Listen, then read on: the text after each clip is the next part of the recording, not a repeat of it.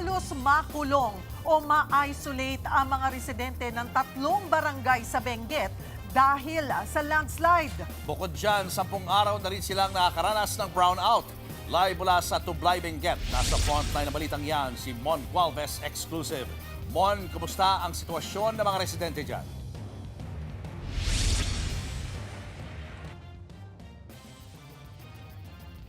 Araw na halos naman talaga inuulan at mag-iisang buwan na nga yung mga pag-ulan na nararanasan dito sa malaking bahagi ng Benguet. Ngayon sa mga oras na ito, bumubuhos na naman ng napakalakas na ulan dito sa bahagi ng bayan ng Tublay.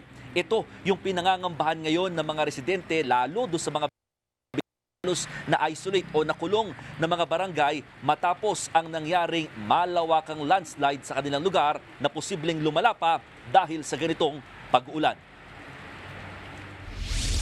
Tila binuldozer ng ulan ang bahagi ng bundok na ito sa Benguet. Malaking bahagi kasi nito ang natapyas at gumuho. At tone-toneladang lupa naman na may kasamang mga bato ang dumausdos. Ang backhoe nga na ito na nasa ibabaw daw noon ng bundok, napunta na rin sa ibaba.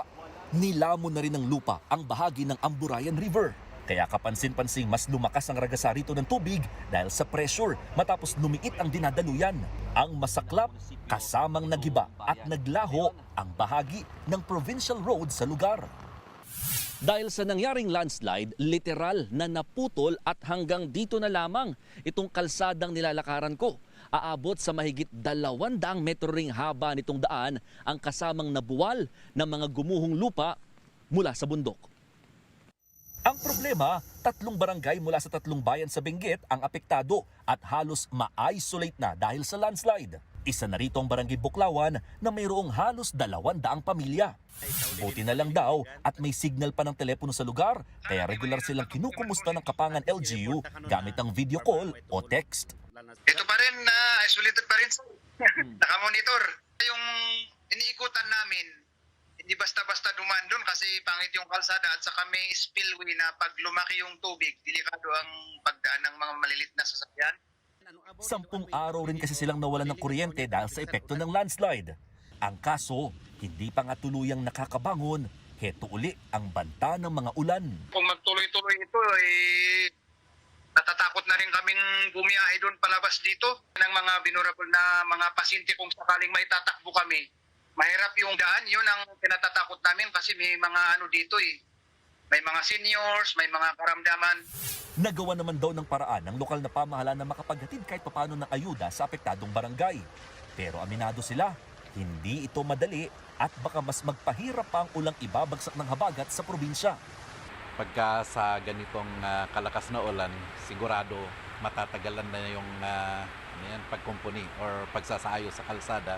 Siyempre, ang mangyari doon, mahihirapan tayo sa paghahatid ng tulong. Yung mga ating mga residente doon, siyempre, mahihirapan din sila. Kaya nagtuloy-tuloy na yun na, madadagdagan na yung sira doon sa, sa bundok. So, yun ang pangamba namin. Sa barangay sentral ng parehong bayan, ilang bahay at establishmento naman ang humiwalay sa kalsada. Nagkaroon kasi rito ng sinking o paglubog ng lupa dahil sa walang tigil din na ulan. Ang mga gusali parang nilindol sa dami ng sira. Nagkabitak-bitak ang mga poste at daanan. Kaya hindi na muna ito pinatitirhan sa mga residente. Dahil dito, umaapela ng tulong ang mga taga-Kapangan. Kung naman ay nananawagan, sana'y mapansin yung ating kalagayan dito para naman mabigyan kami ng pundo para sa pagsasaayos ng mga nasirang daanan tapos yung mga bahay. Sa Baguio City, sinasabayan ng makapal na hamog ang walang patid na pag-ulan. Gaya sa may bahagi ng Cannon Road kung saan halos mag-zero visibility na ang paligid. May ilang soil erosion ding naitala sa highway at kapansin-pansing malakas ang ragasan ng tubig na bumababa sa ilang bahagi ng bundok. Lahat ito resulta ng wala pa ring humpay na pag-ulan sa lungsod.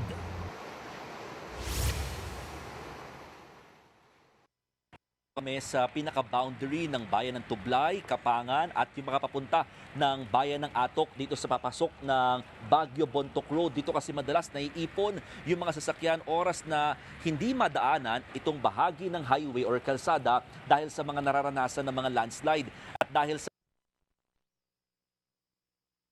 ang talagang nararanasan sa mga oras na ito, maaaring oras lang daw ang bilangin. Huwag naman sana, baka magkaroon daw ng mga soil erosion na binabantayan na talagang nakamonitor ang mga otoridad at nakahanda din daw ang kanilang mga heavy equipment para mag-clear agad-agad kung kinakailangan.